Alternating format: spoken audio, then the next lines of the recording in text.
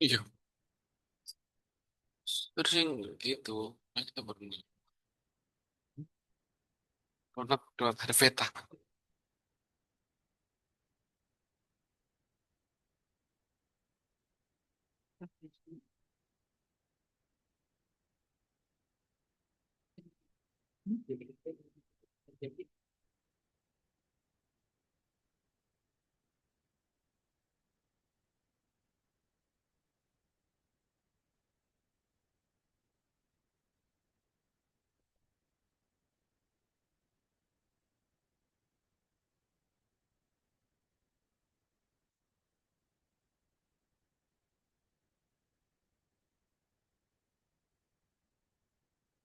Ya, Bang.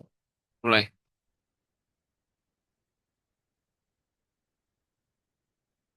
Ya.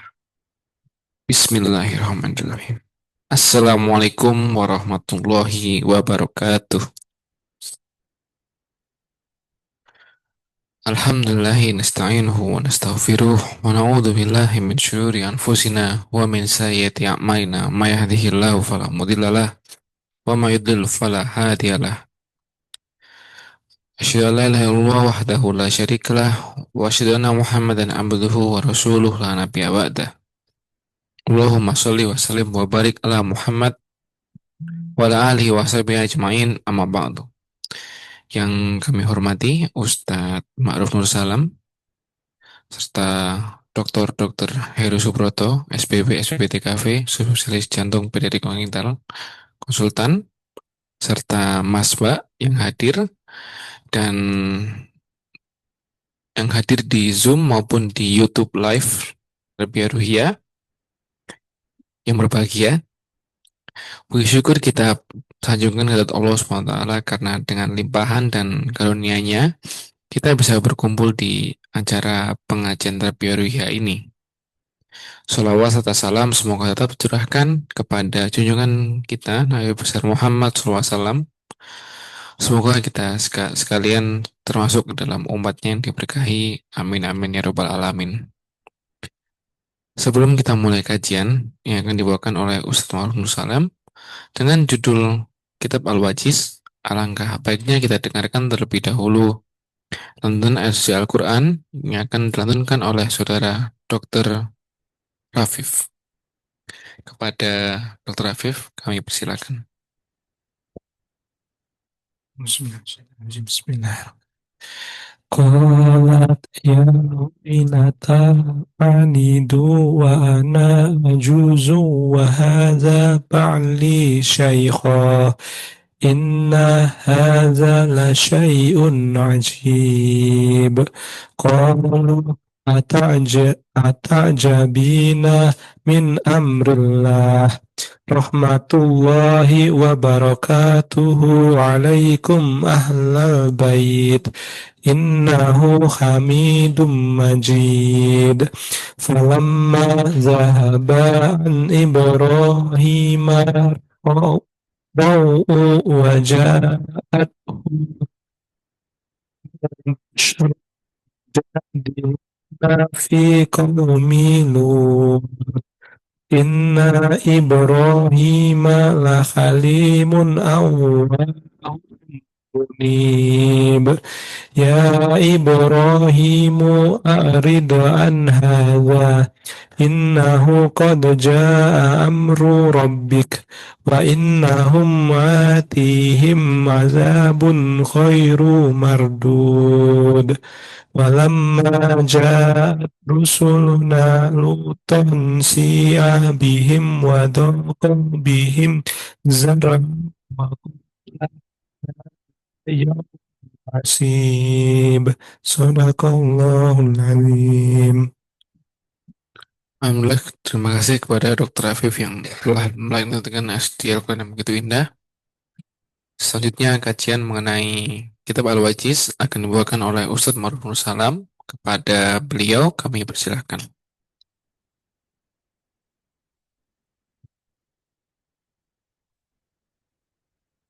Bismillahirrahmanirrahim. Assalamualaikum warahmatullahi wabarakatuh.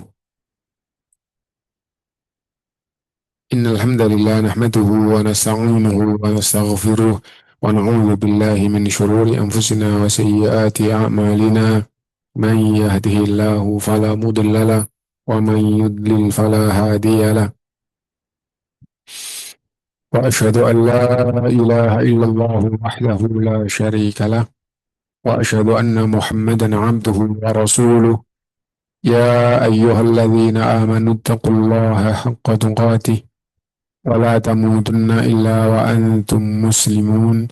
يا أيها الناس اتقوا ربكم خلقكم من نفس واحدة وخلق منها زوجها وبث منهما رجالا كثيرا ونساء. الذي تساءلون به والأرحام إن الله كان عليكم رقيبا. يا أيها الذين آمنوا يصلح لكم أعمالكم ويغفر لكم ذنوبكم، ومن يطع الله ورسوله فقد فاز فوزا عظيما. أما بعد، فإن أصدق الحديث كتاب الله، وخير الهدي هدي محمد صلى الله عليه وسلم، وشر الأمور محدثاتها، وكل محدثة بدعة، وكل بدعة ضلالة، وكل ضلالة في النار. Para dokter sekalian rahimahumullah, alhamdulillah kita bisa melanjutkan kajian kita dari kitab Al-Aziz fi Fiqh Sunnah wal Kitab Al-Aziz, dan kita sampai terakhir sholat istisqa ya.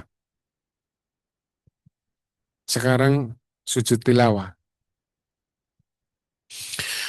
Sujud tilawah, sujud itu perbuatan yang apabila 7 anggota badan itu nempel tanah itu disebut dengan sujud. Jadi kalau orang itu 7 anggota badannya nempel tanah, yaitu wajah, 2 tangan, 2 lutut, 2 kaki.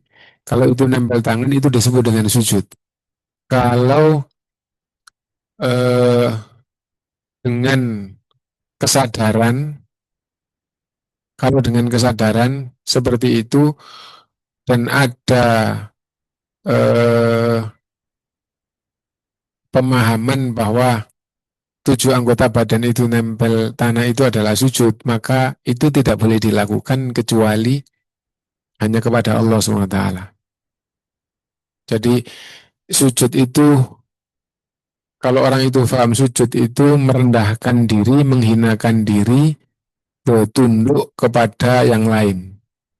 Nah, apabila dia paham bahwa 7 anggota badan itu adalah sujud dan itu wujud dari merendahkan dirinya, maka tidak boleh, meskipun itu menghormat, saya hanya menghormati, tidak boleh kecuali kepada Allah. Nah itu, jadi karena saya hormat kepada orang tua atau kepada pimpinan atau apa, terus hormatnya itu dengan cara 7 anggota badannya nempel tanah, itu tidak boleh, itu termasuk kesyirikan. Gitu. Dengan niat ibadah maupun tidak dengan niat ibadah, yang penting faham bahwa itu adalah 7 anggota badan itu dalam Islam adalah sujud. Yang kedua, dia lakukannya dengan niat menghormat pada orang lain, gitu, merendahkan dirinya menghormat pada orang lain, maka itu adalah kesyirikan. Itu tidak boleh kecuali kepada Allah. Yang kedua, kalau kepada Allah harus ada tuntunannya. Kalau nggak ada tuntunannya, meskipun tidak syirik, tapi itu kesesatan. Kenapa? Karena itu ibadah, dan ibadah tidak boleh kalau sembarangan gitu, kalau nggak ada tuntunannya. Nah itu sujud. Nah kemudian sujud tilawah. Tilawah artinya baca Quran. Tilawah artinya membaca, maksudnya di sini membaca Quran. Nah sujud tilawah, sujud disebabkan karena baca Quran pada ayat yang Allah tentukan, yaitu yang dikenal dengan ayat sajdah. Jadi siapapun yang baca ayat sajdah atau mendengar ayat sajdah, membaca dan mendengar ini dalam rangka ibadah membaca Quran atau dalam rangka ibadah mendengar bacaan Quran, dan itu adalah amalan pokoknya. Itu adalah amalan pokoknya, amalan utamanya. Maka disunahkan untuk sujud, dan itu keutamaan yang sangat besar. ada faedah dari mukaddimah tadi itu, apabila orang itu amalan pokoknya bukan membaca Quran, atau amalan pokoknya bukan ibadah mendengarkan Quran, maka tidak disyariatkan untuk sujud. Misal, nyupir sambil mendengarkan Al-Quran. Terus lewat ayat sajadah, tidak diperintahkan untuk sujud. Sisinya itu berhenti atau jalan terus kita berhenti di sulung, kenapa? Karena mendengar ayat sajadah terus sujud itu enggak. Yang diperintah itu adalah yang amalan pokoknya ibadah membaca atau ibadah mendengar bacaan Al-Quran. Adapun apabila itu gampangnya sebagai pengiring atau sampingan, amal pokoknya bukan membaca atau bukan mendengar ibadah baca Quran tadi itu, maka itu tidak disyariatkan sujud. Contoh lagi, kalau mengajar pelajaran, terus salah satu pembahasan ayatnya adalah ayat sajadah, itu tidak disyariatkan untuk sujud. Kenapa? Karena Anda tidak dalam rangka ibadah membaca Quran. Maksudnya amalan pokoknya. Nah itu, jadi ngajar. Wah. Apalagi apabila ada yang jelas-jelas kerjaannya itu bukan ibadah. Ada ngajar Quran misalnya. Ngajar Quran kan, ngajar itu sendiri, ngajar Quran itu sendiri ibadah. Khairukum man ta'allama al-Qur'ana wa 'allamahu. Jadi jelas ibadah karena diperintah dan bahkan itu sebaik-baik amal, yaitu belajar dan mengajarkan Quran. Tapi di sini belajarnya bukan ibadah membaca Quran atau bukan ibadah mendengarkan Quran. Misalnya begini, ada yang betul-betul duduk di masjid baca Quran, terus di situ kebetulan ada yang nyapu-nyapu atau ada yang ngecat dua. Nah, sambil mendengar orang yang ibadah baca Quran. Begitu yang baca itu sujud, yang nyapu nggak boleh ikut sujud. Kenapa? Karena amalan dia di sini yang utama bukan ibadah mendengar bacaan Quran, tapi nyapu. Begitu juga yang ngecat, tidak, dan seterusnya. Dan insya Allah eh, bisa difahami, berarti yang disyariatkan untuk sujud tilawah adalah yang amalan pokoknya, amalan utamanya adalah sedang ibadah membaca Quran atau sedang ibadah mendengarkan bacaan Quran. Nah, dan sedang ibadah mendengarkan bacaan Quran maksudnya bagaimana? Ya, amalan pokoknya dia itu adalah mendengar bacaan Quran. Ngapain kok duduk di situ? Nggak ada kepentingan selain mendengar bacaan Quran. Lah kalau kayak gitu berarti ketika nanti dilewati ayat sajadah dia disunahkan untuk sujud. Qala Ibnu Hazm fil Muhalla, Imam Ibnu Hazm salah satu ulama ahlu sunnah ya, di dalam kitabnya Al-Muhalla juz 5 halaman 105 dan juga sampai 106, fil Qur'ani arba asyrata sajadatan. Di dalam Al-Qur'an itu ada 14 ayat sajadah. Awaluha fi akhiri khutmati suratil A'raf. Yang pertama, urut dari depan adalah akhir dari surat Al-A'raf, surat nomor 7. Thumma fi Ra'd, lalu di surat Ar-Ra'd itu nomor 13. Thumma fi An-Najm, thumma fi An-Nahl, lalu di surat An-Nahl surat nomor 16.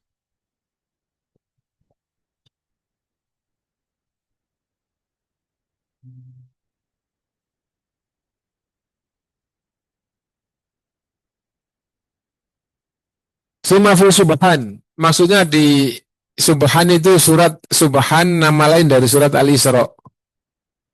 Lalu di surat nomor 17. Thumma fi Kaf ya Ain Sad. Kaf ya Ain Sad adalah surat Maryam. Surat Maryam nomor 19. Thumma fi Al-Hajj. Di surat Al-Hajj fil ula, di bagian yang pertama surat Al-Hajj surat nomor 22. di bagian yang pertama walaysa qurba akhir sajdah, dan di bagian akhir enggak ada ayat sajdah. Tapi ulama berbeda pendapat dalam hal ini. Ada yang berpendapat bahwa di surat Al-Hajj itu ada dua ayat sajdah, di bagian awal sama di bagian akhir. Lah di sini eh, Hazm rahimahullah kan cuma satu, adapun dalil di bagian akhir ada sajdah itu dia tidak menguatkan, maksudnya melemahkan hadis itu. Akhirnya di surat Al-Hajj hanya ada satu, yaitu yang di bagian awal. Tapi kalau di Quran yang dicerita hampir semuanya di bagian akhir juga dikasih tanda. Kenapa ya? Karena di antara ulama ada yang berpendapat itu juga sajdah itu. Nah kalau di bagian akhir juga berarti di surat Al-Fajr itu ada dua, berarti sajdah di Quran menjadi 15. 15. Kalau kalau di surat Al-Hajj hanya ditetapkan satu di bagian awal, nah maka sajdah hanya 14. Nah, karena itu di sini Imam Ibnu Hazm mengatakan di surat Al-Hajj di bagian awal ini sakur akhir sajdah, adapun di bagian akhir nggak ada sajdah. Pendapat yang dia kuatkan. Summa fil Furqan, lalu di surat Al-Furqan surat nomor 25 ada sajdah. Summa fi An-Naml, di surat An-Naml yaitu surat nomor 27 ada sajdah. Summa fi Alif Lam Mim Tanzil. Alif Lam Mim Tanzil itu surat As-Sajdah. Namanya surat As-Sajdah yang setiap Jumat sholat subuh rakaat pertama disunahkan untuk membaca surat As-Sajdah. Jadi Rasulullah SAW hampir setiap sholat subuh hari Jumat membaca surat As-Sajdah dan rakaat kedua surat Al-Insan. Karena itu sunnahnya itu, dan surat As-Sajdah itu 3 muka, surat Al-Insan itu 2 muka, totalnya 5 muka. 5 muka itu seperempat juz. Jadi lumayan panjang ya. Summa fi Sod, lalu di surat Sod, surat nomor 38 ada sajdah. Summa fi Hamim Fussilat, di surat Fussilat ayat surat nomor 41. Summa fi An-Najm, surat An-Najm surat nomor 53. Kemudian yang di juz 30 masih ada 2, yaitu surat Al-Insyiqaq, yaitu surat nomor 84, dan di surat Iqra bismi rabbikal ladzi khalaq di bagian akhir, dan itu surat nomor 96. Totalnya semuanya adalah 14, atau pendapat yang kedua 15 apabila di surat Al-Hajj ditetapkan 2. Hukum sujud tilawah. Laisa sujudul fardhon, sujudnya tidak wajib, lakinna fadlun, akan tetapi keutamaan besar sujud tilawah. Wa yusjadu laha fi sholatil fardhu wa tatawwu. Disunahkan sujud tilawah baik di dalam sholat wajib maupun di dalam sholat sunnah. Wa fi ghairi sholati fi kulli waktin, dan di luar sholat di semua waktu. Maksudnya tidak ada waktu terlarang untuk sujud tilawah. Kalau sholat itu pas matahari terbit, pas matahari di tengah, pas matahari tenggelam itu dilarang sholat. Tapi kalau baca Quran nggak dilarang, dan sujud tilawah juga tidak dilarang. Inta tulu isyams, pas matahari terbit, wa hurubiha, pas matahari tenggelam, wastiwaiha, pas matahari di tengah, boleh sujud tilawah. Ilal kiblat, boleh menghadap kiblat, boleh tidak menghadap kiblat. Wa ala taharatin wa ala ghairi taharah, dan dalam keadaan punya wudhu, suci punya wudhu maksudnya, atau tidak dalam keadaan punya wudhu, boleh sujud tilawah gitu. Nah, kenapa? Karena sujud tilawah itu bukan sholat. Gitu. Kalau sholat itu disabdakan oleh Rasulullah, itu secara umum sholat itu 2 rakaat 2 rakaat, dan yang bukan rakaat disebut secara khusus oleh Rasulullah SAW sebagai sholat. Misalnya sholat jenazah itu nggak ada rukuknya, tapi tetap oleh Rasulullah disebut sholat. Atau sholat witir itu hanya 1 rakaat. Atau sholat khauf, sholat yang tidak umum karena banyak keringanan. Nah, kalau tidak disebut oleh Rasulullah sholat, maka tidak boleh dikatakan bahwa amalan itu adalah sholat.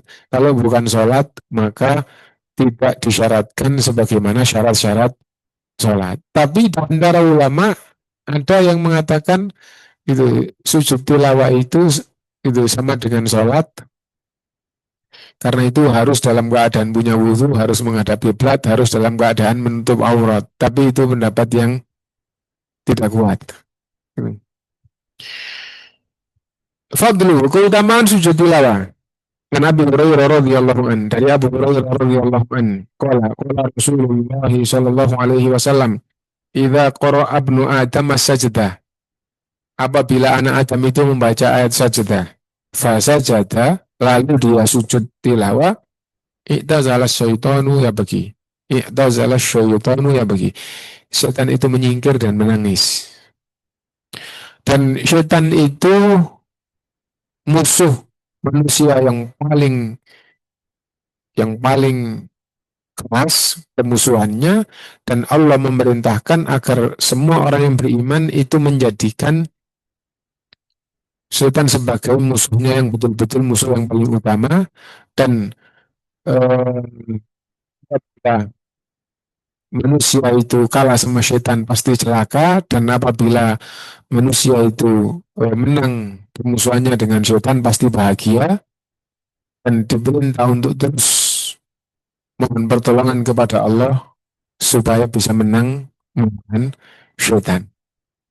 Nah, terus di hadis tentang sujud tilawah itu, apabila orang itu membaca ayat sajdah lalu dia sujud, maka syaitan itu menyingkir darinya dan menangis.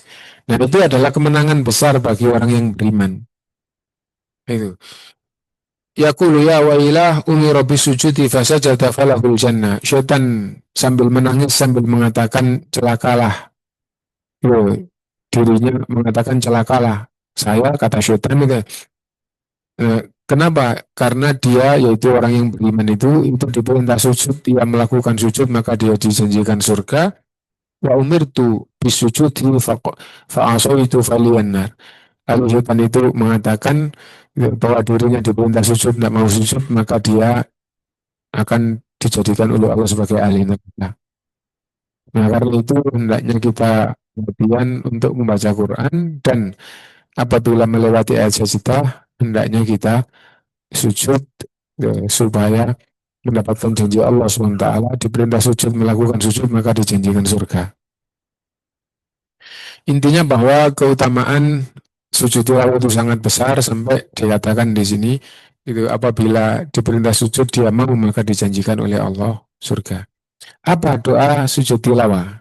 Nah, doa sujud tilawah harus dihafal, tapi ulama menjelaskan apabila doa khusus untuk sujud tilawah itu tidak hafal, boleh membaca doa sujud biasa. Boleh membaca doa sujud biasa itu. Kenapa? Karena sujud itu amalannya sendiri, bacaan itu adalah amalan yang di dalam sujud. Nah, apabila dia tidak sujud, maka tidak diperintah untuk membaca bacaan sujud. Apabila dia sujud, diperintahkan untuk membaca doa. Dan sedekat-dekat hamba kepada Allah adalah tatkala dia sujud, lalu diperintahkan banyak-banyak berdoa ketika dalam keadaan sujud. Nah, karena itu eh, bacaan sujud tilawah kalau hafal dibaca, kalau nggak hafal baca bacaan sujud biasa, terus membaca doa apa saja, memanjatkan doa saja kepada Allah Subhanahu wa Ta'ala. Nah, itu faedah dari eh, penjelasan tentang sedekat-dekatnya hamba kepada Allah adalah tatkala dia sujud. Anak Aisyah radhiyallahu anha, Aisyah radhiyallahu anha berkata, karena Rasulullah SAW yaqulu fi sujudihi Quran, adalah doa Rasulullah ketika sujud Quran. Sujud Quran maksudnya sujud karena membaca Quran. Bila di waktu malam, yaqulu fi sajdati miraron, gitu, berulang-ulang yang dibaca oleh Rasulullah dalam sujud tilawahnya. Sajada wajhi lilladzi khalaqahu wa syaqqa sam'ahu wa basarahu bihaulihi wa quwwati. Wajahku itu bersujud kepada zat yang menciptakannya, yang membuka pendengaran dan penglihatannya bihaulihi wa quwwati, dengan daya dan kekuatannya. Maksudnya kepada Allah Subhanahu wa taala. Gitu. Wa ana li radhiyallahu an, dan Ya intinya itu tadi doanya ya. Jadi sajada wajhi lilladzi khalaqahu wa syaqqa sam'ahu wa basarahu bihaulihi wa quwwati. Dan apabila dia hafal yang umum, itu juga boleh saja sajada wajhi lilladzi khalaqahu wa syaqqa sam'ahu wa basarahu bihaulihi wa quwwatihi fatabarakallahu ahsanul khaliqin. Nah itu boleh-boleh aja. Itu. Yang penting ada riwayatnya boleh-boleh aja dan boleh juga atau termasuk kebaikan juga setelah itu membaca doa apa saja yang diinginkan untuk dipanjatkan kepada Allah berdasarkan dengan hadis banyak-banyaklah berdoa kepada Allah ketika sujud. Kenapa? Karena sedekat-dekat hamba kepada Allah adalah tatkala sujud.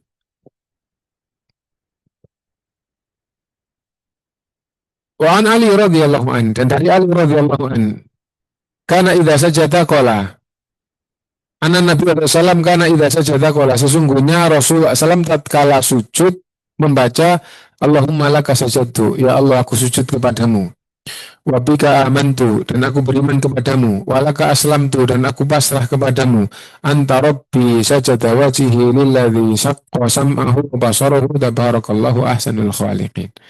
Gitu.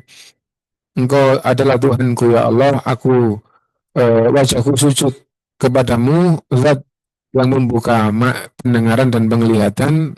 Tabarakallahu ahsanul khaliqin, maha suci engkau ya Allah sebaik-baik pencipta. Doa yang mana aja yang dibaca boleh-boleh saja gitu ya. Wa ani Ibnu Abbasin qala, dari Ibnu Abbas radhiyallahu anhu ia berkata, kuntu inda Nabi sallam. Saya ketika itu di sisi Nabi sallam. Fadahu rajulun faqala, datang seorang sahabat dan berkata, Inni ra'aitul bariha fima yaran naimu ka'anni usalli ila asli syajarah. Tadi malam saya bermimpi sholat menghadap pohon. Sholat menghadap pohon ya pohon itu jadi pembatasnya gitu ya. Faqara'tu sajadata fasajadtu. Mimpiku aku membaca surat as-sajdah dalam sholat itu lalu aku sujud tilawa. Dan memang surat as-sajdah di tengah-tengahnya ada sujud tilawa. Yang tadi kita katakan kalau Rasulullah SAW sholat subuh hari Jumat, rakaat pertama selalu membaca surat as-sajdah. Nah di tengah-tengah itu sujud tilawah. Sahabat ini datang kepada Nabi dan menceritakan tadi malam aku mimpi sholat menghadap pohon. Di dalam sholatku saya membaca surat as-sajdah. Ketika melewati as-sajdah saya sujud. Fasajadati syajaratu li sujudi. Lalu aku sujud karena aku sujud di pohon di dalam mimpi itu di pohon itu sujud gitu. Fasami itu hayakul lalu pohon itu berdoa. Nah doanya Allahumma hdud anni biha wizra ya Allah hapuslah dosa-dosa dariku waktu beli biha ajra dan catatlah pahala untuk sujud ini. Waja'al li indaka dhufra dan jadikanlah sujud ini sebagai simpananku di sisimu. Qala Ibnu Abbas radhiyallahu anhu yang meriwayatkan hadis ini itu mengatakan fara'aitun Nabi sallallahu alaihi wasallam qara'a sajdata fasajada. Malam hari aku mendengar Rasulullah SAW membaca surat as-sajdah setelah melewati as-sajdah sujud. Fasamituhu yaqulu fi sujudihi mithla alladhi akhbarahu ar-rajulu an qawli syajarah. Ternyata doa yang dibaca oleh Rasulullah adalah yang dibaca oleh pohon seperti yang dikisahkan oleh orang yang mimpi kemudian cerita kepada Rasulullah itu. Nah, jadi doanya mohon kepada Allah 3 hal, mohon agar dosa-dosanya diampuni, mohon akan diberi pahala, dan mohon agar amalannya dijadikan simpanan di sisi Allah Subhanahu wa ta'ala. Allahumma hatub, Allahumma salah gitu. Allahumma hatub anni biha uzra waktub li biha ajra waj'alni indaka ruh. Intinya bahwa di dalam Al-Quran ada 14 atau ada 15 tergantung perbedaan pendapat tadi itu ayat sajdah, dan orang Islam yang membaca ayat sajdah disunahkan untuk sujudnya bukan wajib tapi sujudnya keutamaan yang sangat agung ya. Dan apabila dia membaca ayat sajdah kemudian sujud maka mendapatkan kemenangan dari syaitan karena syaitan itu menyingkir sambil menangis dan mengatakan bahwa celakalah dirinya, lalu mensifati orang yang beriman itu yang baca ayat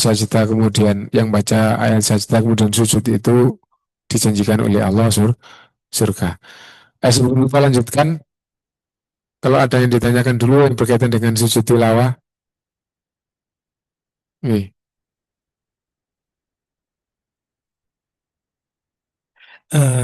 Ustaz izin bertanya terkait tadi yang Quran surat apa ya Ustaz yang ada apa masih jadi perdebatan surat bahwa Al-Hajj di bagian akhir, Hmm. ayat sajdah di bagian akhir. Nah, saya penasaran Ustaz itu yang apa ketentuan apakah itu perlu sujud tilawah atau enggak itu dari ulama Dari gitu. mana?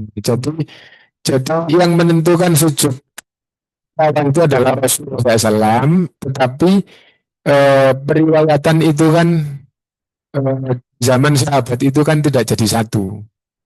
Jadi eh, satu sahabat tidak meriwayatkan semuanya, tapi sahabat ini meriwayatkan bahwa tatkala Rasulullah membaca ayat ini terus sujud. Sahabat lain meriwayatkan yang lain. Lah, riwayat-riwayat dari sahabat ke tabi'in itu banyak yang melewati orang-orang yang tidak terpercaya di dalam memegang agama dengan tingkat kepercayaan di kalangan mereka. Gitu ya. Yaitu yang dikenal dengan Rizal Ahadith atau Sanatiyah. Itu. Nah, karena ada yang diperselisihkan kesahihannya, tadi itu ada yang menetapkan bahwa di bagian akhir surat Al-Hajj itu ada sujud tilawah, tapi ulama yang lain ada yang mengatakan hadis yang itu nggak kuat sehingga enggak. Nah, jadi gitu. Nah, jadi seandainya seandainya satu sahabat gitu ya, itu bisa jadi tidak tahu 15 atau 14 tadi itu. Tahunya mungkin beberapa gitu. Kenapa? Karena hadis itu tidak hanya dari satu sahabat. Nah, itu.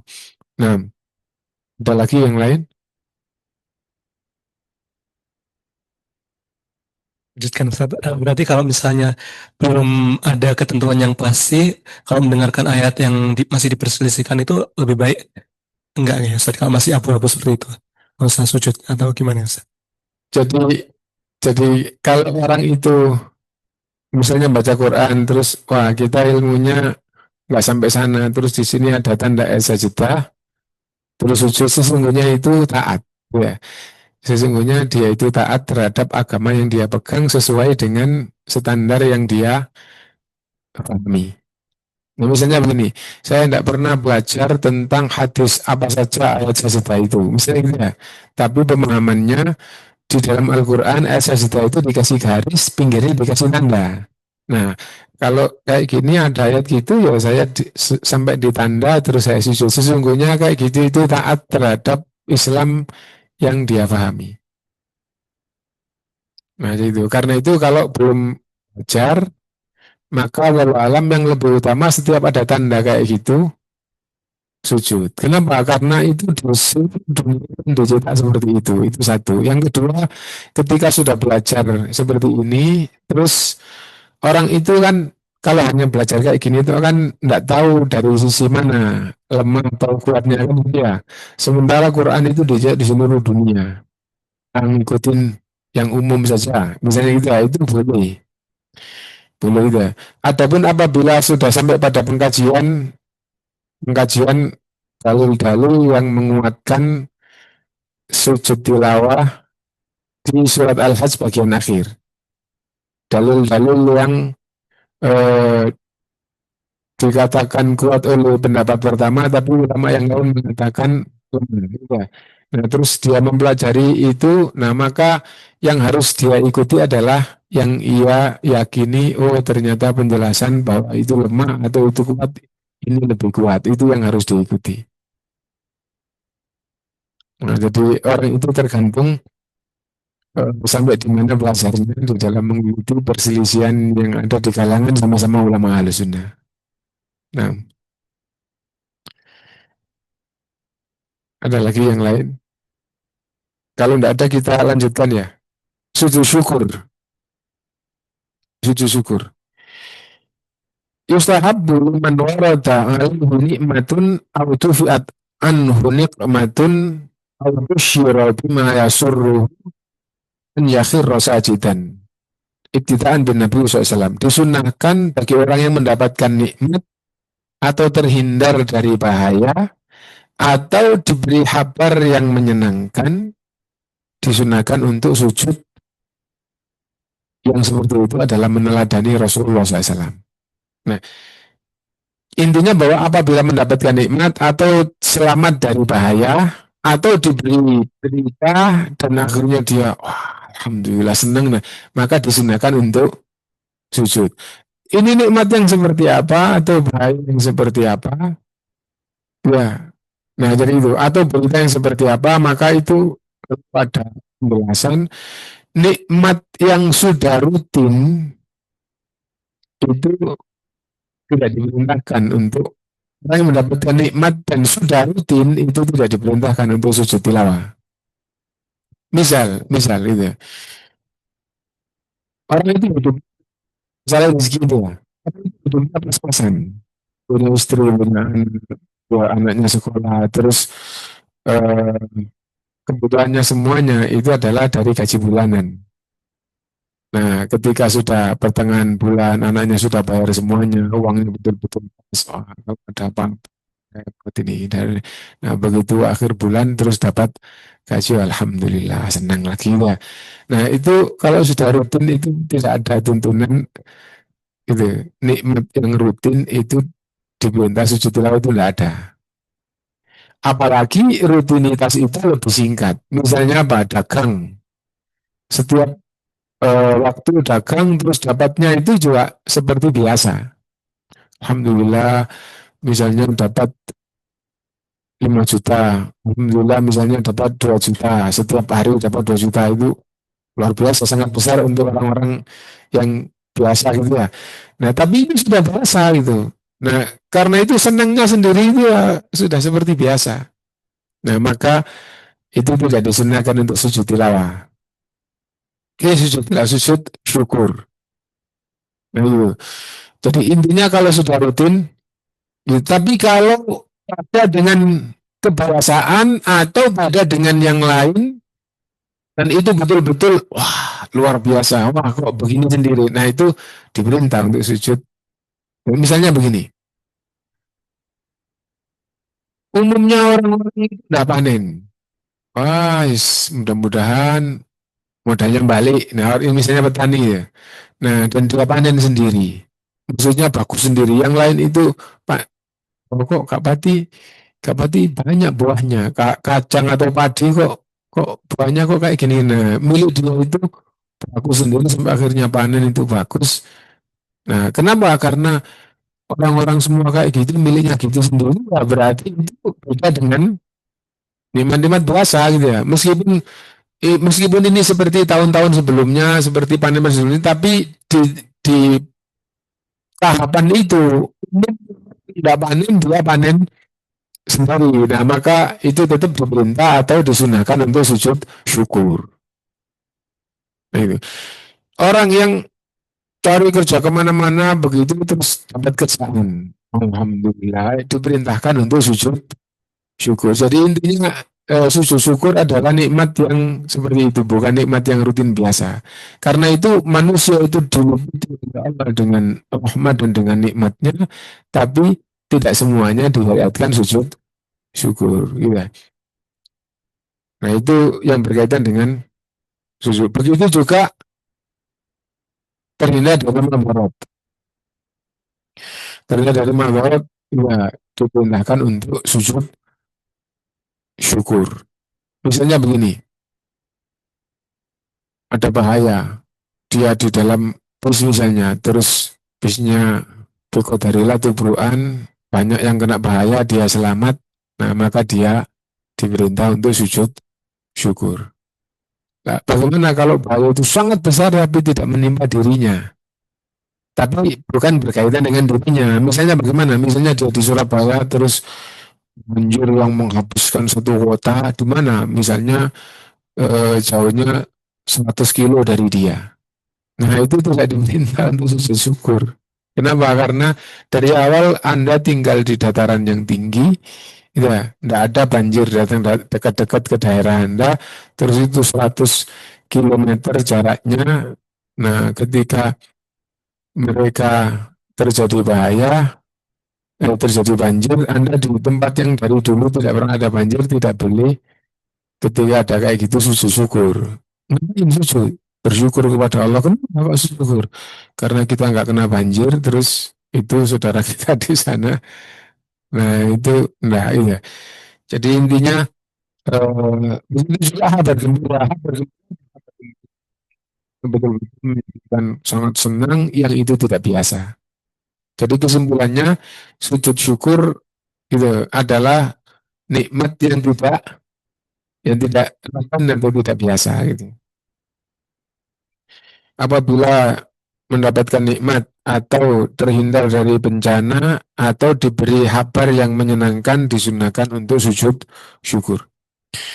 An Abi Bakrah, dari Abi Bakrah radhiyallahu anhu, Nabi sallallahu alaihi wasallam, karena idza atahu amrun yasurruhu, apabila Nabi SAW diberi sesuatu yang menyenangkan, yusarru bihi, atau eh,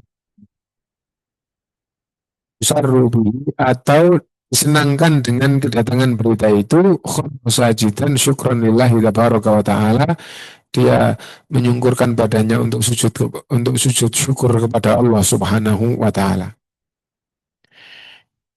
Hukmu ya, hukmu sujud di tilawah. Hukum sujud syukur sama saja dengan sujud tilawah, maksudnya adalah sunnah, dan itu keutamaan kepada Allah. Keutamaan besar yang akan diberikan pahalanya oleh Allah SWT. Singkat itu saja tentang sujud syukur. Kemudian berikutnya lumayan panjang, yaitu sujud sahwi. Sahun itu artinya adalah lupa. Sujud sahwi, sujud karena lupa, maksudnya karena ada kesalahan atau ada kelupaan di dalam sholatnya. Jadi apabila sholat kemudian ada kesalahan atau ada yang lupa di dalam sholatnya, maka disunahkan untuk sujud sahwi.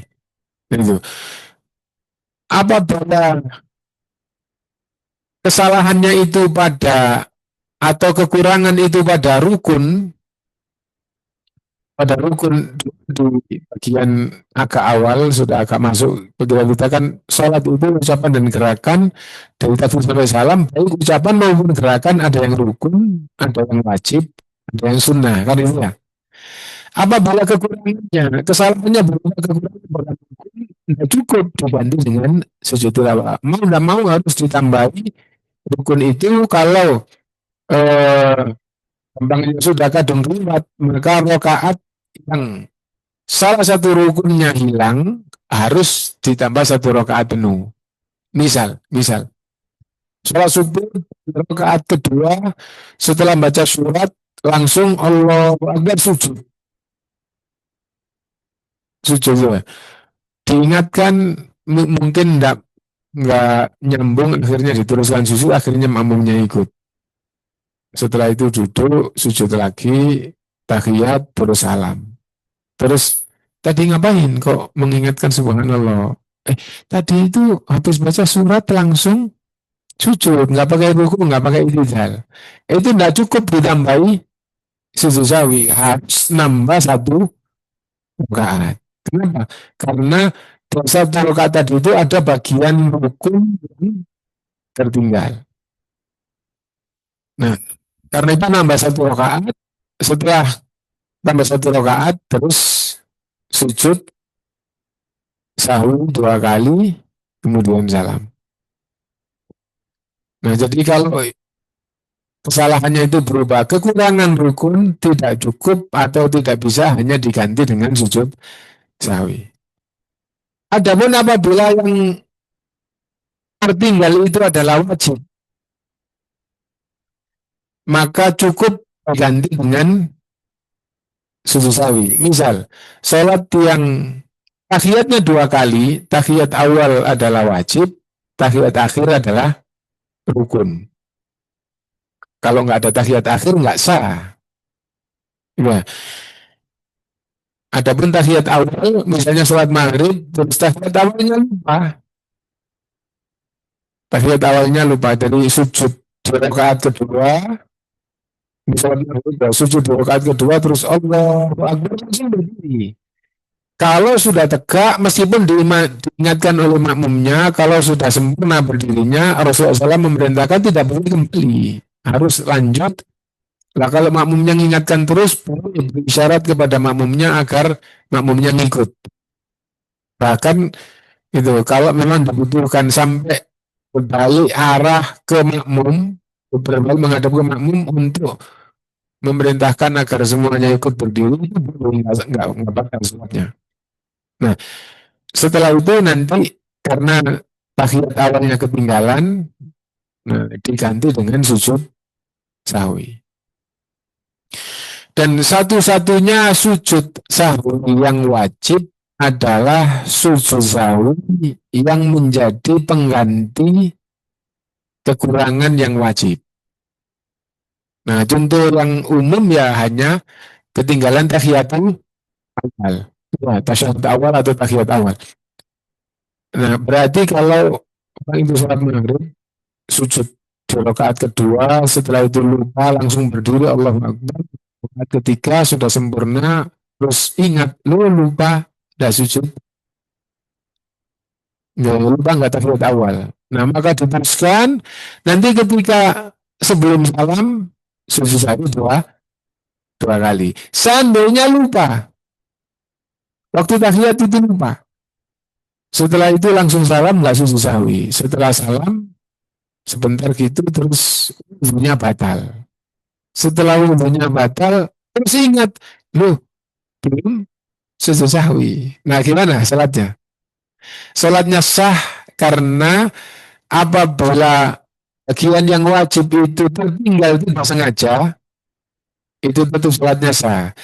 Yang tertinggal membatalkan salat meskipun tidak sengaja, dan yang tertinggal nggak bisa dipenuhi, akhirnya salatnya batal, itu hanya yang rukun, bagian yang rukun. Dan sudah kita baca, sudah kita ulang-ulang dulu bagian yang rukun itu ya. Itu ada 14 di dalam sholat bagian yang rukun. Kalau ada bagian yang rukun, bagian pokok, ya. Nah itu ketinggalan, maka rakaat yang ada rukunnya yang ketinggalan itu harus diganti secara penuh.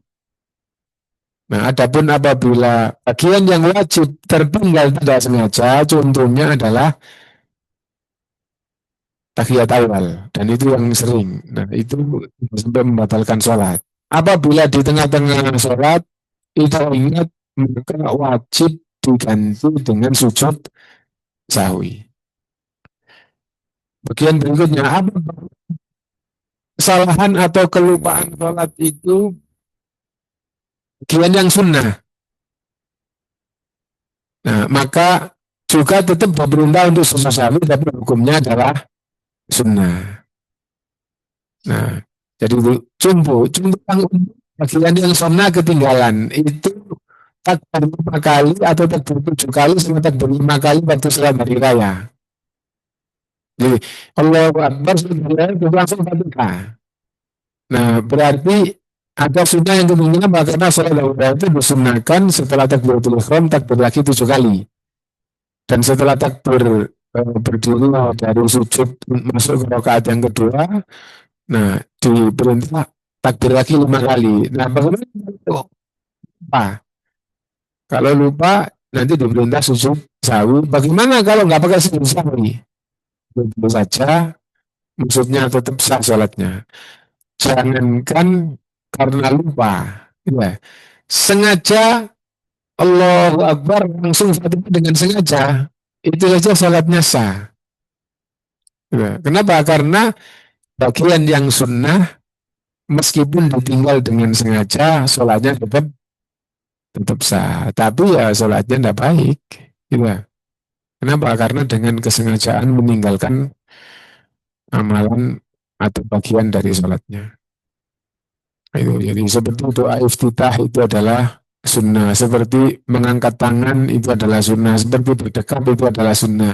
Nah, seperti sholawat amin, baca surat adalah sunnah. Jadi seandainya kita sholat subuh, ya, terus sholat Fatihah, Allah, gitu, jemaah sendirian terus langsung Allah Akbar, dengan sengaja nggak perlu baca surat, itu sholatnya sah. Tapi tidak baik karena ada bagian sholat yang dengan sengaja tidak dilakukan. Nah, apabila karena lupa, ya, atau karena terjadi kesalahan, meskipun sunnah, maka disunnahkan untuk mengganti dengan sujud sahwi. Jadi orang yang sholat dari raya terus takbirnya cuma sekali, kenapa? Karena lupa, maka disunahkan untuk sujud sahwi. Dan kalau jemaah makmum itu tinggal ngikut imamnya. Imamnya enggak, ya enggak, imamnya sujud, ikut sujud. Nah itu mukadimah dan sahwi. Sekarang kita baca yang diangkat di sini. Fabada, anak Nabi SAW makanya sufi sholat. Ada hadis bahwa Nabi SAW lupa waktu sholat. Wasohan wa annahu qala, dan hadis sahih juga bahwa Nabi SAW bersabda, innama ana basyarun ansa kama tansaun. Saya ini manusia, saya bisa lupa sebagaimana kalian juga bisa lupa. Fa iya nasitu fadzakiruni, apabila aku lupa maka ingatkan. Nah, jadi Rasulullah SAW manusia biasa. Di dalam Al-Quran, di akhir surat Al-Kahfi, innama ana basyarun mithlukum. Katakanlah saya ini manusia seperti kalian. Yuha ilayya, itulah bedanya. Saya diberi wahyu oleh Allah. Nah, itu bedanya saya dengan kalian. Saya Rasul, kalian bukan. Saya diberi wahyu oleh Allah. Annama ilahukum ilahu wahid. Wahyu itu yang paling utama adalah sesungguhnya sesembahan kalian adalah satu, yaitu Allah. Faman kana yarju liqa falyamal amalan shalihan wa la yusyrik bi ibadati rabbih ahada. Itu sujud mukadimah dari sujud sahwi tadi, itu bahwa Rasulullah SAW juga bisa lupa.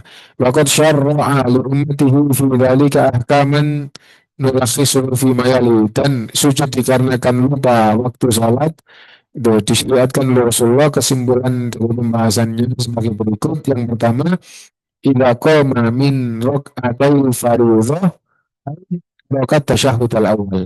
Apabila tahiyat awal sudah 2 rakaat terus berdiri. An Abdullah bin Buhaina, dari Abdullah bin Buhaina radhiyallahu anhu qala sallallahu Rasulullah SAW rakaatain. Rasulullah SAW salat jadwal kita sudah dapat 2 rakaat min ba'di salawat, itu sebagian sholatnya. Tsumma qama falam yajlis, lalu setelah 2 rakaat berdiri lagi tidak duduk tahiyat. Faqama an-nasu ma'ahu, maka orang-orang mengikuti berdiri. Falamma qadha salatahu wa nadarna taslimahu, setelah rakaat berakhir dan kita menunggu salam, kabbara qabla taslim, takbir lagi, padahal tinggal salamnya gitu. Tapi tadi nggak ada tahiyat awal. Bertakbir lagi, fasajada ini, lalu sujud 2 kali, wajah halusin ketika dia duduk tahiyat, summa salama, lalu salam. Nah, berarti ketinggalan tahiyat awal diganti dengan 2 kali sujud yang dikenal dengan sujud sahwi.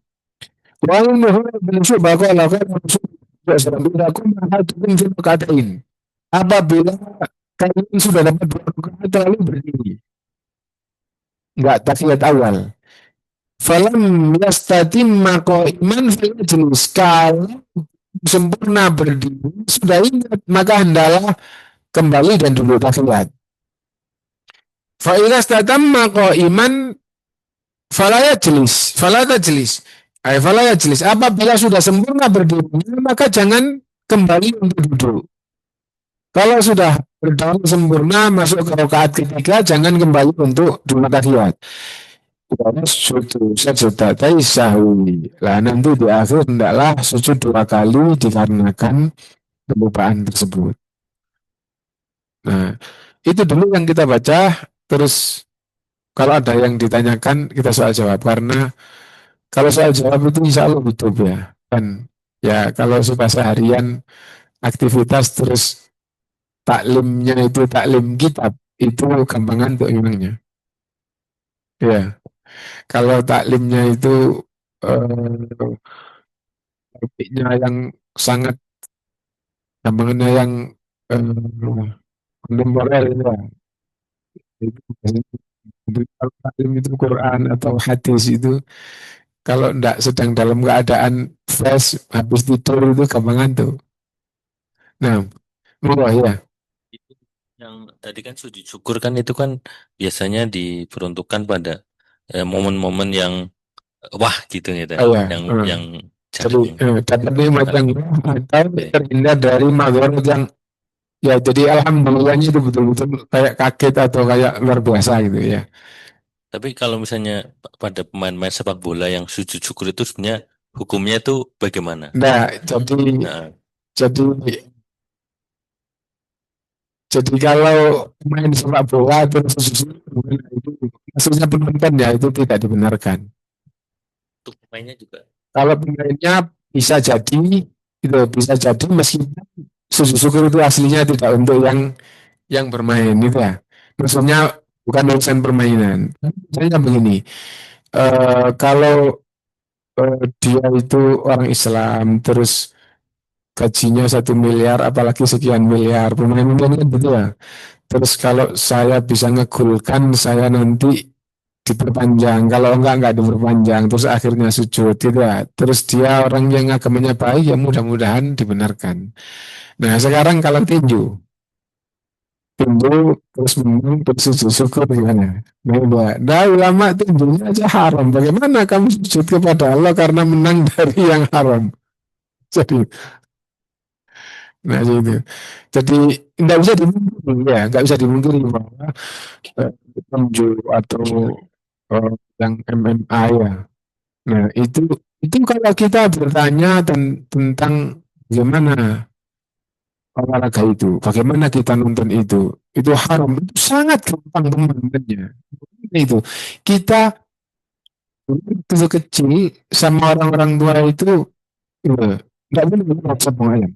Nah, jadi di salah satu desa di salah satu rumah dan ada halamannya itu mesti itu seminggu sekali itu karena ada adu ayam. Nah, itu yang ngaji-ngaji ke guru-guru di kampung masih ngaji itu sedikit-sedikit aja ngaji Quran terus nanti ada kayak tausiah itu itu sama gurunya sama orang tua itu kita nggak boleh nonton itu haram nonton volley aja nonton nah itu waktu kita masih SD gitu. Nah sekarang yang diadu bukan ayam yang diadu orang bukan ada wasitnya meskipun ayam juga ada wasitnya nggak sampai mati yang itu sudah sudah kalah terus nah jadi itu nah itu haram ini orang yang diadu nah itu ya gampang pemahamannya tapi orang setingkat kita itu nonton aja nggak bisa ketinggalan ya kalau dulu nggak boleh nonton adu awam itu kita nurut ini sekarang ada hanya ada televisi misalnya itu atau di HP misalnya apa sesuatu yang tadi ada ulama kan harus dan kita ya pembahasan memang haram tapi ya Allah hawa nafsu ini nggak bisa menghindar terus habis itu terus sujud bagaimana Anda melakukan yang haram terus sujud nah jadi kayak itu tapi ya, alhamdulillah tetap tetap kalau enggak pembahasan kayak gitu jalan sehingga kita tetap diingatkan nah sehingga kita hendaknya banyak beristighfar kepada Allah SWT kenapa karena hawa nafsu itu seperti itu nah Tapi kalau izin berkaitan tadi kayak tinju gitu, Ustadz. Kalau sebenarnya kalau kompetisi-kompetisi bela diri kayak gitu, berarti apa apa semua diharamkan? Atau kalau yang pernah saya baca itu dilarang memukul wajah. Kalau yang aturan dari bukan aturan hadisnya itu yang kenapa diharamkan itu kan nggak boleh memukul wajah gitu. Tapi kan beberapa bela diri kan ada yang eh, nggak Kamu mukul mukul aja. tapi aturannya nggak boleh mukul aja memang tapi boleh nendang boleh nendang itu sebenarnya Kalau kalau bela diri jarnya, terus eh, gampangannya itu kompetisinya itu tidak dalam rangka menang-menangan tapi untuk naik kelas. Nah, itu gampangannya itu boleh. Kesimpulan dari pembahasan yang lebih kuat itu boleh. Tidak untuk menang-menangan tapi ketika ketika kompetisinya itu untuk naik kelas supaya nanti pelajarnya lebih tinggi. Dan yang berkaitan dengan bela diri kayak begitu. Nah, kenapa begitu? Ya memang di dalam Islam bela diri itu dibolehkan, bela diri. Tapi kalau itu untuk menang-menangan, untuk dapat hadiah itu tidak dibenarkan. Bela negara, ya bela negara itu, aduh, yang dimaksud bela bela negara itu bukan bukan kompetisi silat itu bela negara. Kalau bela negara itu ya ABRI. Nah itu bawa nama negara istilahnya, itu tenar-tenaran tidak boleh. Bela diri untuk tenar-tenaran itu tidak dibenarkan. Ya. Yang dimaksud bela diri itu apa? Maksudnya yang dimaksud bela diri di dalam Islam ya, melatih dirinya supaya kalau ada bahaya itu dia bisa mempertahankan diri. Nah, karena itu yang berkaitan dengan bela diri kayak gitu di dalam Islam dibolehkan. Tapi ketika dikompetisikan untuk dapat hadiah, itu dilarang di dalam Islam. Nah, ini tidak untuk dapat hadiah, ini untuk mempertahankan supaya ketika ada bahaya, orang yang zalim itu bisa kamu halang-halangi, apalagi kalau kamu bantu orang yang dizalimi. Nah, itu yang dimaksud bela diri di dalam Islam dibenarkan itu. Nah, dan ini sekarang kan umum di pesantren atau di apa itu kan eh, olahraga memanah ya, kan umum ya. Tahu tak? Itu ketika ditanyakan kepada ulama meskipun bukan ulama yang sangat tinggi ya, itu sesungguhnya bermain atau itu seperti bela diri. Nah, itu nggak boleh orang gampang-gampang mengatakan bahwa ini adalah sunnah atau dituntunkan. Kenapa? Karena itu sesungguhnya jiwanya jiwa main atau jiwa. Nah, jadi kayak gitu. Kenapa? Karena di zaman sekarang memanah itu tidak umum. Maksudnya untuk membela negara dengan memanah, maksudnya ya, itu tidak umum. Itu zaman dulu. Nah itu. Nah tapi kalau bela diri, ya, itu masih umum. Kenapa? Karena orang berpikiran kadang-kadang eh, ada orang yang ganggu. Nah, kalau dia bisa bela diri kan itu nggak gampang diganggu orang, wallahu alam.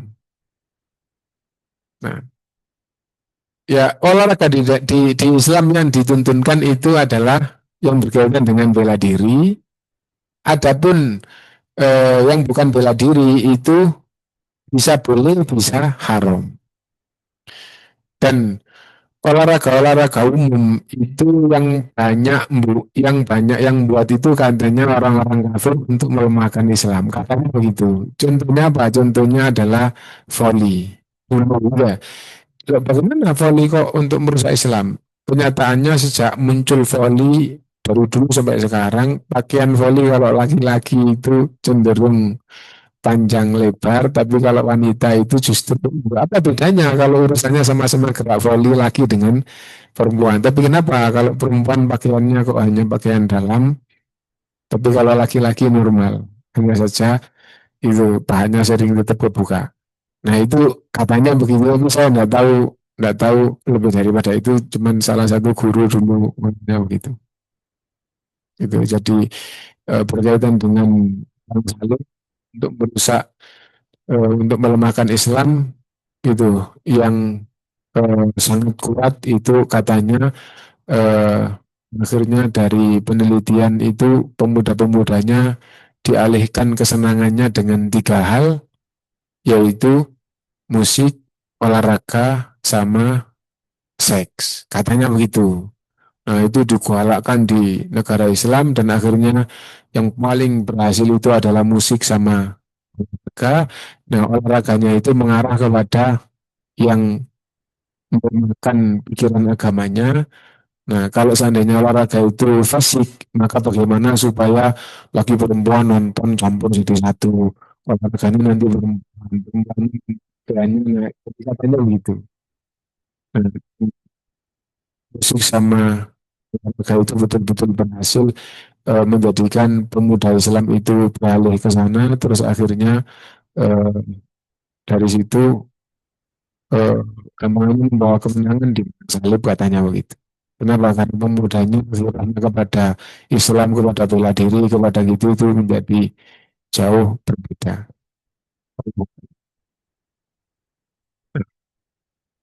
Dia bahwa sujud syukur tidak berdasarkan berkaitan dengan menang perlombaan gitu ya. Nah, ada lagi yang lain?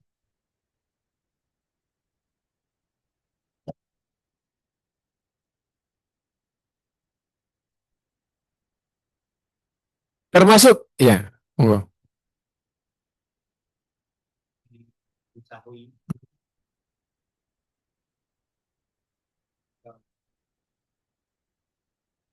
Syafi'iyah tubuh hmm, karena biasa dicampuri. ya. Pengalaman saya kalau lupa saya saya kan nggak kunut terus Kalau nggak kunut, subhanallah gitu. ya kan mereka dicawi Hmm, kalau lupaan hmm. pulang. Makanya semenjak itu saya tiap subuh ya Yang mau jadi imam. nah kalau dulu dia pakai masjidnya di situ pakai Pakai kunut. itu bagaimana? Lebih baik apabila sudah belajar dan tidak kunut itu dari mempelajari hadis-hadis yang ada itu akhirnya betul-betul mantap, yang lebih kuat itu tidak kunut, tidak. Lebih baik subuh tidak jadi imam daripada jadi imam terus kunut. Nah, jadi misalnya ditunjuk jadi imam sholat subuh tapi harus kunut, gitu ya. Padahal pemahamannya sudah betul-betul mantap, yang betul tidak kunut, misalnya gitu ya. Maka lebih baik untuk subuh yang lain dan jadi makmum. Nah, yang penting yang lain itu masih sah untuk jadi imam. Nah, jadi, nah, adapun apabila nggak mungkin yang lain jadi imam, kenapa? Baca Fatihahnya aja gampangannya salah-salah misalnya gitu lah. Ya, kalau bisa menyampaikan kepada makmum bahwa saya tidak kunut, itu. Nah, jadi itu. Itu tetap lebih utama daripada pemahaman sudah sampai pada tingkatan mengkaji hadis terus mantep nggak kunut ternyata harus kunut. Nah, Syafi'i kan pernah juga melewatkan kulutnya kalau yang kasih sholatnya di rumah Hanifah. kunut nggak kunut itu pembahasannya sangat mudah. Kenapa? Karena mereka sendiri berpemahaman kunut itu sunnah. Kan ya? Dan meninggalkan sunnah sholat dengan sengaja itu bukan merusak sholat. Nah, itu. Tapi yang tidak kunut, jadi tidak ada satu pembahasan pun dari ulama. Beliau enggak kunut Hmm. karena masih di Tersebut kunut ya. Ya. Sebentar saya dulu ya. Tidak ada satu pembahasan ulama pun yang maksudnya ulama di sini adalah ulama fikih yang jadi rujukan. Baik di mazhab Hanafi maupun di mazhab Maliki maupun di mazhab Hambali. Tidak ada satu ulama pun yang mengatakan bahwa ketika mengimami yang kunut Nah, maka dia harus kunut atau dianjurkan untuk kunut itu tidak ada. Gitu ya. Tapi kalau jadi makmum itu dari awal diselesaikan. Ketika makmum, ketika imamnya itu kunut, kita sebagai makmum, maksudnya kita di sini itu ulama. Kita ikut kunut apa enggak? Sementara kita punya pemahaman kayak gini. Nah itu akhirnya diperselisihkan. Yang mengatakan bahwa eh, kunut dan itu hadisnya kita sahabat. Mengatakan bid'ah itu ya. Yang mengatakan bid'ah, bagaimana kalau keyakinan kita bid'ah kok kita ikut? Salat kita sah, tapi kita tidak ikut seperti yang disebutkan oleh Imam Bukhari. Musalli wara'ahu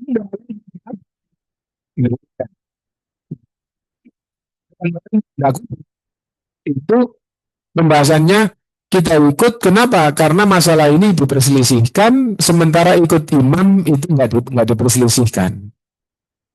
Nah itu lah. Akhirnya pendapat yang lain ketika imam kita itu syafi'i atau ikut, nah maka kita ikut. Ini bukan membahas orang awam, tapi membahas mereka ya.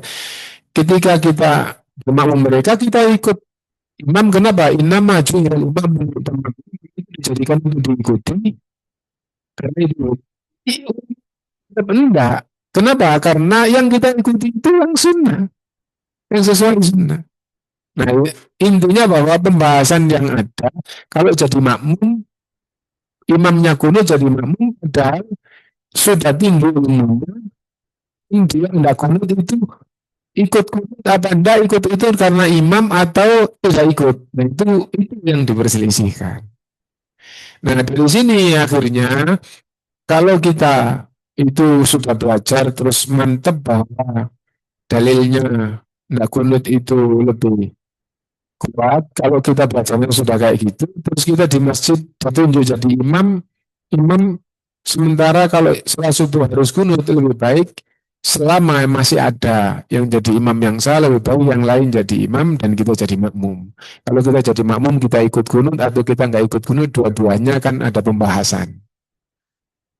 Nah, bagaimana dengan eh, kita hamka, hamka ulama tapi ulamanya di Indonesia. Bukan sampai ulama mazhab yang fikirnya diikuti di dunia. Gitu. Nah, gitu. Artinya tingkatannya itu mustahil itu tidak kita sebagai ulama yang mustahil. Di tingkat mereka, misalnya setingkat Imam atau Imam Ibnu Fajar atau Imam Fi'i atau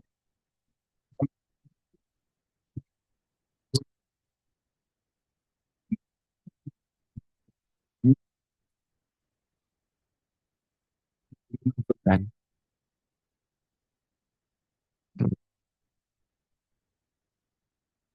Dan pernah dengar pas biasa Siddiqi ya, yang gue Siddiqi ya, Mesir lebih diharamkan daripada Buya Hamka. Dan kitab-kitab Hasbul Siddiqi itu penting kepada fikih-fikih yang merujuk kepada semua ulama dari empat mazhab. Dan buku-bukunya kan lebih banyak di fikih. Kalau bukunya Abu Hamka saya tidak tahu banyak. Selain tafsir itu dan yang banyak. Selain tafsir Al-Azhar itu buku Hamka bukan dengan pemikiran. Tapi kalau bukunya Hasbul Siddiqi, buku-buku fikih. Masalah, masalah puasa, masalah itu dan itu misalnya itu seadanya bahasa Arab itu kayak pembahasan ulama beneran. Terus marjiknya itu kitab-kitab ulama sunnah beneran. Syafi'i dari mana kayak gitu marjiknya Imam Hasbul Siddiqi ini tunggu Hasbul Siddiqi. Allah. Nah, dan kalau tokoh pemikiran itu dengan sudah beda nih. Itu suka Quran dan Sunnah dan ucapan sahabat, ucapan tabi'in beda. Gitu. Nah, ada lagi yang lain. Kalau di Indonesia lebih terkenal Bu Hamka. Hampir semua kenal Bu Hamka, maksudnya tahu Bu Hamka, tapi kalau Hasbul Siddiqi nggak gampang. Nah,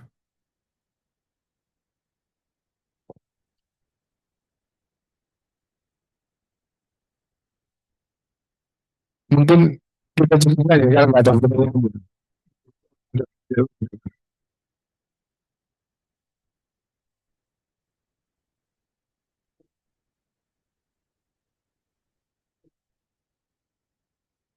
Ya,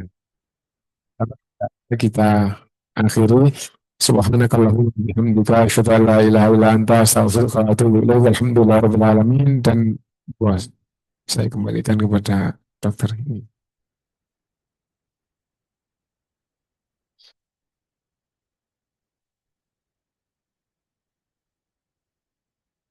Terima kasih Ustadz. Mengingat mungkin yang di Zoom atau yang online ada yang ingin ditanyakan sebelum ada? Oke, baik. Terima kasih Ustadz atas materi kajian yang sangat menarik. Dengan mendekati waktu maghrib, dapat kita cukupkan pengajian pada sore hari ini. Terima kasih kepada seluruh hadirin yang telah mengikuti kajian melalui Zoom maupun datang secara offline di PJT Lantai 4.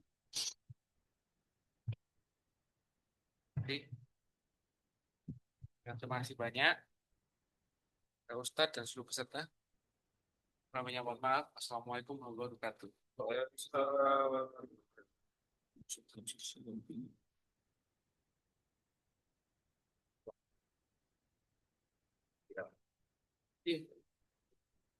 Itu ada ini Ustaz, sujud tilawah bisa dibilang apa? Subhanallah.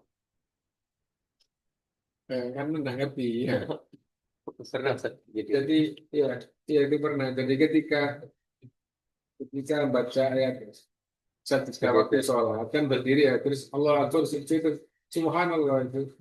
Nah itu tidak apa-apa tidak dihiraukan. Imamnya itu hendaknya tidak menghiraukan. Kenapa? Karena kesempurnaan ingatan imam itu sudah dipastikan gitu. Apa maksudnya? Ini betul-betul sempurna bahwa baca ayat sajdah terus sujud. Jadi tidak keliru gitu.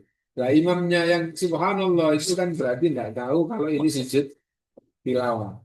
Yang kalau apa itu sujud saja terus berdiri Allah Ta'ala. Yang kedua, apabila imam sujud tilawah ada yang mengatakan subhanallah, hendaknya ketika takbir, tapi ini bukan dalil ya, ini hanya himbauan. Hendaknya ketika takbir baca ayat lagi, meskipun ayat saja tadi itu di akhir ayat. Misalnya begini, Oh, biar putus. supaya paham bahwa sujud tadi di tengah-tengah bacaan surat, gitu loh. Karena kan ada sujud sajdah atau sujud tilawah, itu kan ayat sajdahnya di akhir surat. Nah, jadi nanti setelah itu subhanallah, terus Allahu Akbar, setelah itu Allah Akbar ruku. Seolah-olah yang ingatkan subhanallah tadi itu benar, gitu. Nah, supaya dia paham bahwa sujud ini sujud di tengah-tengah bacaan imam, gitu ya. Nah, hendaknya setelah sujud Allah Akbar terus baca surat lagi. Misalnya gini, Iqra bismi rabbikal ladzi khalaq. Setelah selesai kan sujud ada ya sajadah. Allah Akbar ternyata kok subhanallah dengan itu. Setelah sujud Allah Akbar berdiri hendaknya baca surat lagi misalnya qul huwallahu ahad atau baca surat lagi kayak gitu. Kan tadi Iqra-nya sudah berakhir kan. Nah, karena sajadahnya di akhir surat Al-Alaq. Nah, kenapa begitu? Supaya yang ingatkan subhanallah ini nggak merasa benar sehingga kalau dia nggak ngerti itu tadi ngapain antara surat ini setelah ini kok sujud terus supaya yang ditanya itu jawab itu sujud tilawah. Mamungnya itu batal nggak? Enggak. Enggak. Jadi ucapan tambahan atau ucapan-ucapan yang itu ada kaitannya dengan sholat itu tidak membatalkan salat. Misalnya begini, makmum itu subhanallah. Subhanallah, imam itu bingung gitu. Habis itu terus berdiri, ya gitu ya. Nah, ngomong berdiri gitu itu nggak membatalkan sholat. Kenapa? Karena kalimat asing ini untuk keperluan dalam sholat. Itu tidak membatalkan sholat. Contoh kasus yang ada itu adalah makmum membaca Fatihah. Maksudnya makmum membaca Fatihah gitu. Jadi setelah takbir 7 kali, imam itu langsung baca surat, gitu ya. Baca surat. Makmum itu subhanallah, berhenti. Habis itu lanjut lagi, subhanallah, berhenti, terus lanjut lagi. Setelah subhanallah kan diam. Maksudnya diingatkan subhanallah terus diam.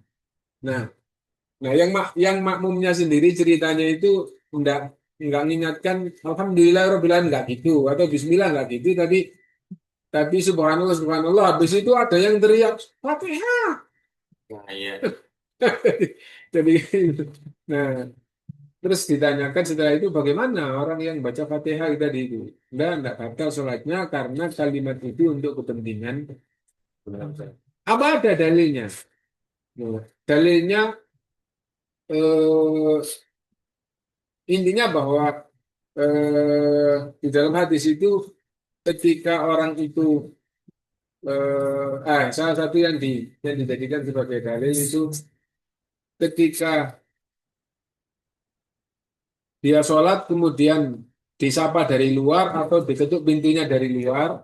Nah itu boleh yang sholat ini mengucapkan apa yang menjadikan dia paham. Dan misalnya subhanallah atau membaca apa padahal dia tidak dalam rangka membaca subhanallah. Berarti dia membaca sesuatu yang itu bukan urutannya atau bukan kepentingan sholatnya, tapi untuk sesuatu yang dibenarkan di dalam sholat. Berarti boleh bilang waktu misalnya di dalam kamar bilang lagi sholat gitu, boleh dong. Nah, iya, Hah, yang itu kan yang dikeraskan aja suara.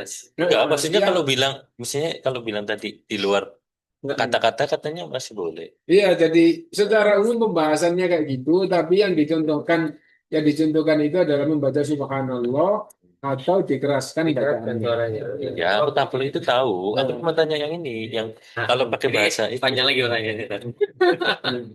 Kalau misalnya seperti itu, Ustaz, menurut pengalaman maksudnya kalau subuh ngantuk, capek, terus habis itu imam bacaannya panjang, Ustaz. Terus habis itu pas sholat tuh makmumnya sampai mendaham lah, batuk lah. Nah, biar kode biar cepat itu Pun makmumnya gue, bisa kan? Aku pun dibantah. gue. Kalau kalau gitu ya. Ya, Nah, itu eh, tapi rame Ustaz, semua ikut-ikutan. Tahu imamnya di kode biar cepat bayar. Itu sering dulu. mestinya membaca subhanallah itu yang dibolehkan gitu.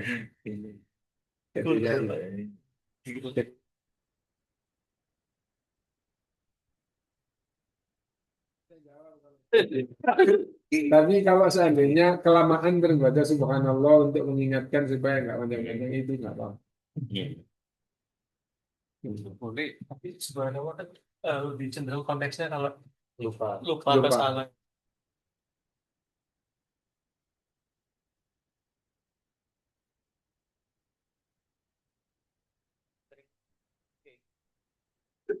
Teman-teman ini pada udah semua. Itu beriringan, rame-rame. Kayaknya sama. Gitu. Ya, Imamnya mestinya imam makmumnya. itu mengetahui keadaan makmum ya. Jadi Habis ngimami. Rasulullah SAW memerintahkan agar imam itu memperhatikan makmum yang paling lemah. Nah, paling lemah itu dipahami oleh ulama bermacam-macam, bisa jadi tua, bisa jadi karena kesibukan. Nah, misalnya yang dicontohkan oleh Imam Ahmad itu kalau sholat itu di pasar, di masjid pasar, itu tidak boleh lama-lama. Kenapa? Mereka itu yang jamaah itu kepingin jamaah, tapi mereka gampangannya itu menjadi tidak tenang kalau sholatnya itu kelamaan. Ya, Kalau makmumnya belum tahu ya. Belum berani jawab. ya, nggak jauh. Nah,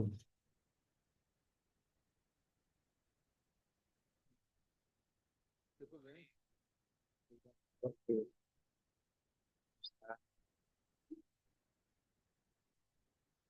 Kuenya di bawah ya. Monggo.